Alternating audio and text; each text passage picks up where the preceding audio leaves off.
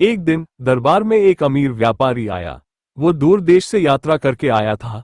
उसके कपड़े, गहने और आभूषणों से उसकी समृद्धि स्पष्ट झलक रही थी, परंतु उसकी आंखों में चिंता की लकीरें थीं। उसने हाथ जोड़कर अकबर के सामने घुटने टेक दिए और विनम्रता से कहा, जहांपनाह, मैं बहुत बड़ी समस्या में हूँ। आपकी ख्याति सुनकर ही मैं यहाँ आया हूँ। मुझे आशा है कि आपका दरबार मुझे न्याय दिलाएगा। अकबर ने शांतिपूर्वक कहा, व्यापारी, हमारी अदालत में जो भी न्याय मांगने आता है उसे कभी निराश नहीं लौटाया जाता। अपनी समस्या बताओ। व्यापारी ने गहरी सांस ली और कहना शुरू किया, जहांपनाह, कुछ महीने पहले मैंने सोने की एक अद्वितीय चिड़िया खरीदी थी। वो सोने से बनी हुई थी और उसकी खासियत थी कि जब भी सूर्य की किरणें उस पर पड़ती, वो गाना गाने लगती थी। उसका संगीत इतना मधुर था कि लोग दूर दूर से उसे सुनने आते थे। परंतु अचानक एक दिन वह चिड़िया गायब हो गई। न जाने वो कहाँ चली गई। मैंने सारे प्रयास कर लिए, परंतु उसका कोई सुराग नहीं मिल पाया। अकबर ने व्यापारी की समस्या सुनी और दरबारियों की ओर मुड़ते हुए कहा, आप सभी इस मुद्दे पर अपने विचार व्यक्त करें। क्या कोई है जो इस पहेली को सुलझा सकता है? दरबारियों में चर्चा शुरू हो गई। किसी ने कहा कि यह चोरी का मामला हो सकता है। किसी ने सुझाव दिया कि शायद चिड़िया स्वयं उड़ गई हो। कुछ दरबारियों ने यह भी कहा कि हो सकता है कोई व्यापारिक प्रतिस्पर्धी चिड़िया को चुरा ले गया हो। लेकिन सभी विचार केवल अनुमान थे। अकबर ने ध्यान से सबकी बातें सुनी, लेकिन वो निश्चिंत नहीं हो पाए कि इनमें से कोई भी विचार सही समाधान की ओर इशारा कर रहा है। तभी अकबर ने बीरबल की ओर देखा और कहा, बीरबल, क्या तुम इस पहेली को सुलझा सकते हो? बीरबल, जो अब तक शांतिपूर्वक सब कुछ सुन रहा था, मुस्कुराया और बोला, जहांपनाह, इस पहेली का समाधान केवल अनुमान से नहीं हो सकता। इसके लिए हमें और अधिक जानकारी जुटानी होगी।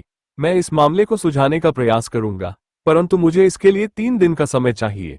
अकबर ने तुरंत स्वीकृति दे दी और कहा, तुम्हारे पास 3 दिन है बीरबल, लेकिन ध्यान रहे, व्यापारी की चिड़िया को सही सलामत लौटाने की जिम्मेदारी अब तुम्हारे ऊपर है। बीरबल ने सिर झुकाकर बादशाह को नमन किया और व्यापारी की ओर बढ़ते हुए कहा, मुझे तुम्हारे घर का पूरा ब्यौरा और उस दिन की घटनाओं का क्रमवार विवरण चाहिए जब चिड़िया गायब हुई थी। व्यापारी ने कहा, बीरबल जी, उस दिन कोई खास घटना नहीं घटी थी। मैं हमेशा की तरह चिड़िया को अपने बगीचे में रखता था ताकि वह सूर्य की किरणों का आनंद ले सके और अपना गीत गा सके। जब मैं बगीचे से कुछ देर के लिए भीतर गया और वापस लौटा तो चिड़िया गायब हो चुकी थी। मैंने तुरंत अपने सभी नौकरों से पूछताछ की, लेकिन किसी को कुछ पता नहीं था। बीरबल ने मुस्कुराते हुए कहा, इसमें कोई संदेह नहीं कि यह घटना रहस्यमय है, लेकिन मुझे यकीन है कि चिड़िया की चोरी एक साधारण चोरी नहीं है। बीरबल ने व्यापारी से उसका निवास स्थान और उसके बगीचे की दिशा के बारे में और जानकारी मांगी। इसके बाद उसने व्यापारी से कहा, मैं आज ही तुम्हारे घर आऊंगा, मुझे वहां कुछ बातें खुद जांचनी होंगी। उस शाम बीरबल व्यापारी के घर गया। उसने बगीचे का निरीक्षण किया। वहां उसे कोई खास सुराग नहीं मिला, लेकिन बगीचे के पास एक पुराने कुएं के आसपास उसे अजीब निशान दिखाई दिए। बीरबल ने इन निशानों का बारीकी से अध्ययन किया। निशान बता रहे थे कि किसी भारी वस्तु को खींचकर यहां से ले जाया गया था। इसके बाद बीरबल ने व्यापारी के नौकरों से गहन पूछताछ की। ज्यादातर नौकर भयभीत होकर अपने बयान दे रहे थे, परंतु उनमें से एक नौकर, जिसका नाम करीम था, उसके हाव भाव अजीब थे। उसकी आंखें इधर उधर घूम रही थीं, जैसे कुछ छुपाने की कोशिश कर रहा हो। बीरबल ने तुरंत समझ लिया कि यह व्यक्ति कुछ जानता है।